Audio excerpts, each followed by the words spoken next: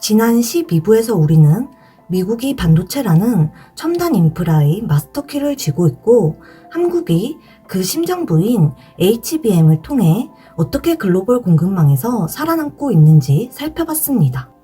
하지만 아무리 수조 원을 들여 공장을 짓고 세계 최고 수준의 수율로 가동되는 초정밀 반도체 공장이나 AI 데이터 센터라 하더라도 거기에 전기가 들어오지 않는다면 어떻게 될까요? 전력 공급이 단 1초만 끊겨도 공장과 첨단 칩들은 한낱 고철 덩어리에 불과하게 됩니다. 미중 패권 전쟁, 오늘 알아볼 전장은 바로 에너지입니다.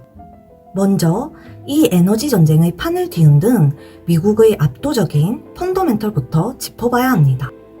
과거 미국은 중동의 산유국들이 석유 밸브를 잠그기만 해도 미국 내 경제가 휘청거리는 대표적인 에너지 수입국이었습니다.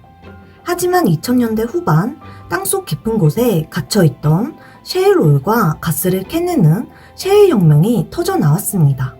이 한 번의 기술 혁신으로 미국은 게임을 완전히 뒤집었습니다. 이제 미국은 사우디아라비아와 러시아를 제치고 세계 1위의 원유 및 천연가스 생산국이 되었으며 미국 내에서 쓰고도 남는 에너지를 전 세계로 수출하는 명실상부한 에너지 순수출국이 되었습니다.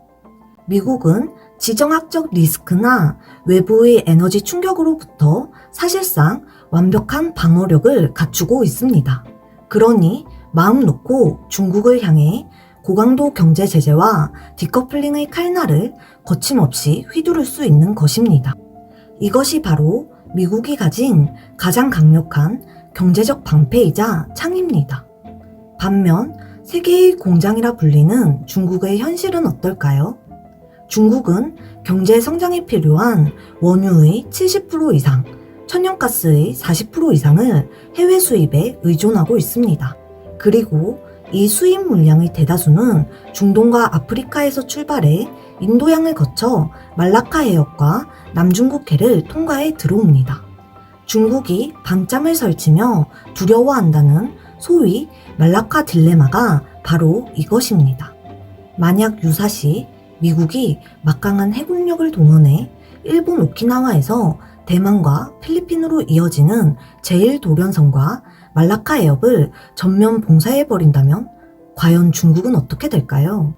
중국의 해상 에너지 공급망은 그 순간 마비됩니다.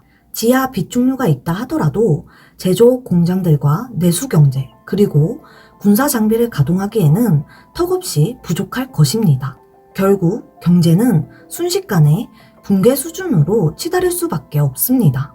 이 끔찍한 아킬레스건을 누구보다 잘 아는 중국은 필사적으로 바다가 아닌 육로를 뚫기 시작했습니다. 바다를 거치지 않고 러시아와 중앙아시아에서 곧바로 이어지는 대규모 파이프라인을 뚫고 미얀마를 우회하는 육상 수송로를 개척해온 이유가 바로 여기에 있습니다. 또한 태양광, 풍력, 전기차, 배터리 등 소위 그린 테크 굴기에 국가의 명운을 건 이유 역시 단순한 탄소 중립 때문만이 아닙니다. 석유 의존도를 어떻게든 낮추고 해상 봉쇄라는 미국의 목조르기에서 벗어나기 위한 플랜 B였던 셈입니다. 이 지점에서 우리가 꼭 짚고 넘어가야 할 또 하나의 착각이 있습니다. 바로 중국이 전 세계 공급망을 쥐고 흔드는 히토류에 대한 이야기입니다. 많은 사람들이 히토류는 지구상에 오직 중국에만 귀하게 매장된 광물이라고 생각합니다. 하지만 실상은 전혀 다릅니다. 미국, 베트남, 브라질, 호주 등 전 세계 수많은 나라에 히토류는 널려 있습니다. 그럼에도 왜 중국이 전 세계 시장의 90%를 독점하게 되었을까요? 원석을 캐내는 것, 그 자체는 어렵지 않지만 이를 첨단 산업에 쓸 수 있도록 분리하고 정제하는 과정에서 엄청난 양의 독성 화학물질과 방사성 폐기물이 쏟아져 나오기 때문입니다.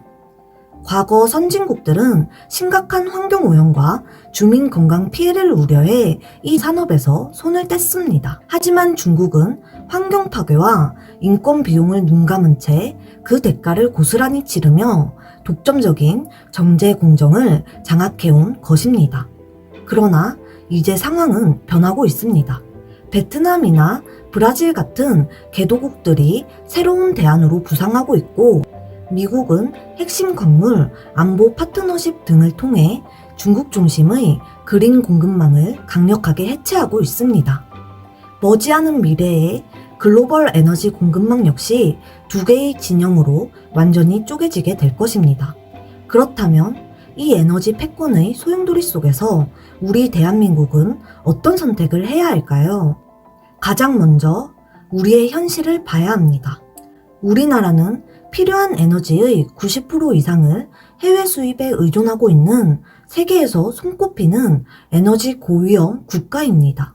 하루아침에 에너지가 끊기면 나라 전체가 멈춰서는 구조를 가지고 있습니다. 간혹 에너지는 그냥 제일 저렴한 곳에서 사오면 되는 거 아닌가? 라고 말하는 이들이 있습니다. 하지만 오늘날의 글로벌 시장에서 에너지는 단순한 가격표가 아닙니다. 에너지는 곧 외교이자 국가의 생존을 가르는 안보 그 자체입니다. 그렇기에 우리의 선택은 명확해야 합니다. 앞으로는 미국산 에너지, 그리고 미국 동맹국들이 공급하는 안전한 에너지 공급망을 선택하고 결속해야만 합니다. 에너지 공급망은 우리 기업들이 멈추지 않고 돌아가기 위해 반드시 챙겨야 하는 가장 확실한 생존 전략이자 실리입니다. 하지만 물리적인 공장을 멈추고 에너지를 끊는 것만이 전장의 전부일까요? 오늘날의 패권 전쟁은 국방력, 경제력, 첨단 기술과 이를 지탱하는 에너지를 넘어 여론전이라는 보이지 않는 전장으로 확장되어 있습니다. 하이브리드 전쟁에서 이어집니다.